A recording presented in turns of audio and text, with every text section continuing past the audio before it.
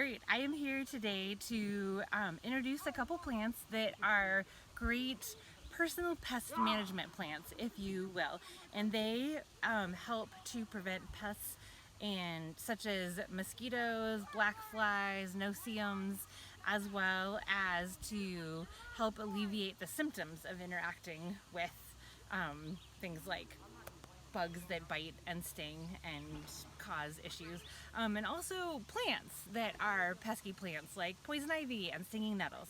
So the first plant I want to introduce you to today is called sweet fern, and this is sweet fern here. It's not actually a fern at all. The leaves of it look a lot like ferns, which is how it got its name.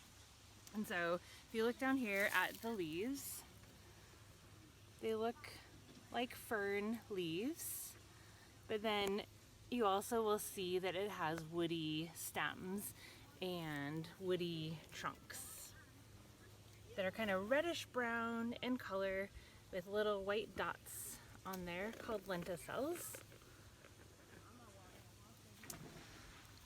So sweet fern is in the bay laurel family, which is often a scent put into candles that has a very pleasing aroma. Sweet fern also has a pleasing aroma.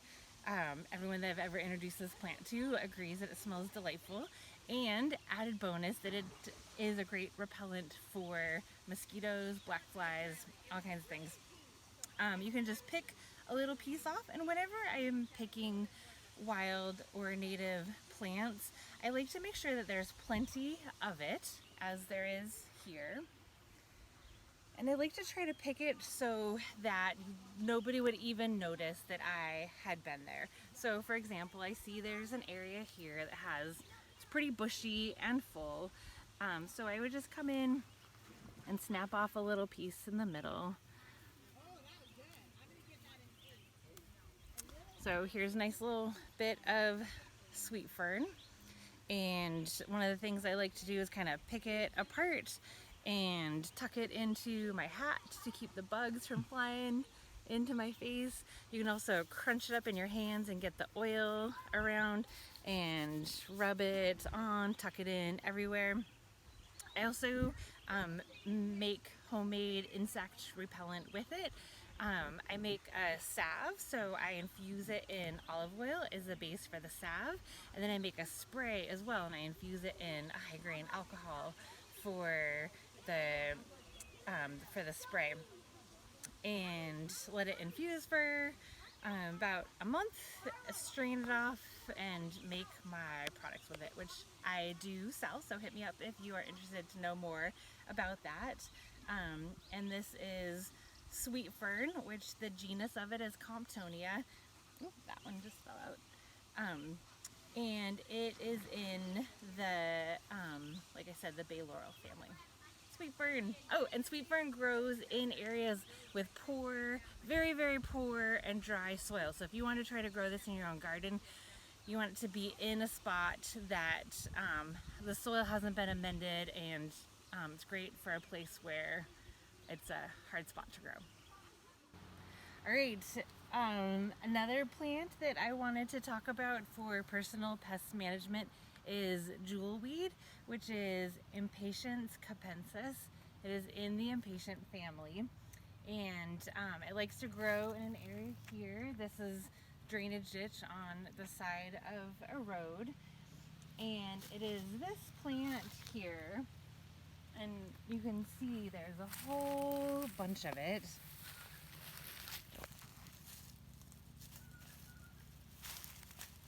So jewelweed has some ways to identify it. It has these little bit of purple veination in the leaves, and these kind of serrated leaves that grow opposite each other, and it's kind of soft, delicate texture. I just picked this, and you can see how it's already wilting. If you pull it up by its root, there's what the root looks like.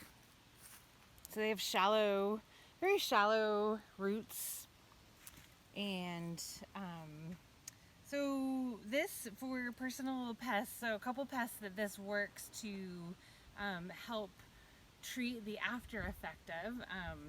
One is for insect bites and stings. You can just take the jewelweed and kind of mush it up in your fingers. It's kind of has a juicy, a little bit slimy texture in there, and you can just rub it on your bug bite or just kind of mush the whole plant around on there. The other pest, if you will, that it is great for being a support for are plants that other plants that give irritations. So it's a great remedy for poison ivy as well as stinging nettles. I personally don't mind the sting of stinging nettles. I find it kind of invigorating. Poison ivy though is dreadful. So same thing, you can mash up your jewelweed and just kind of, it's called a poultice, mash it up and put it right on the infected area.